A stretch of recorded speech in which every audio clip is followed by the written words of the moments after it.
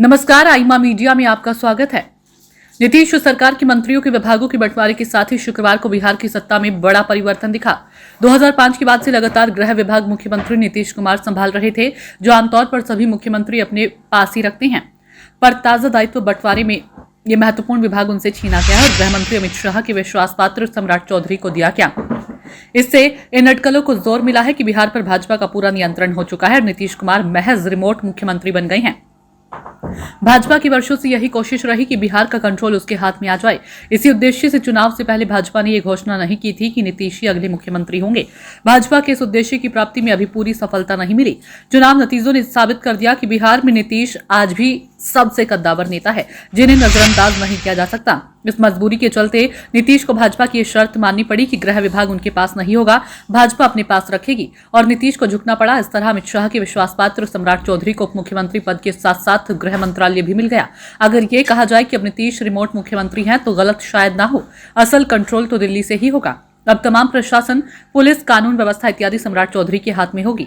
बिहार में लालू राज समाप्त होने के बाद नीतीश कुमार नवंबर 2005 में सत्ता में आए।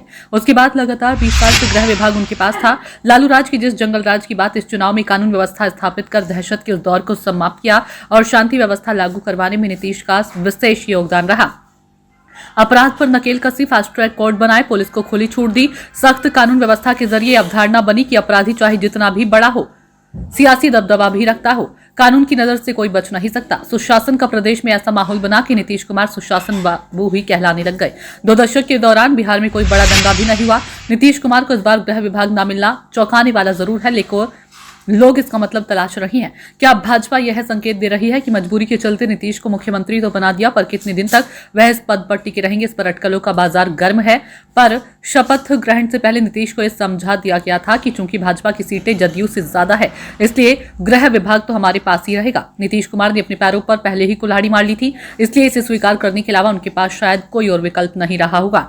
पर नीतीश मंजूर खिलाड़ी हैं, वह इतनी आसानी से हार मानने वाली नहीं। क्या निकट भविष्य में बिहार में कोई नया खेला भी देखने को मिल सकता है? वैसे भाजपा को गृह मंत्रालय मिलने से राज्य में अपराधियों पर तो नकेल कसेगी ही, लेकिन यदि वैसा नहीं हुआ तो उसका असर भी उल्टा हो सकता है।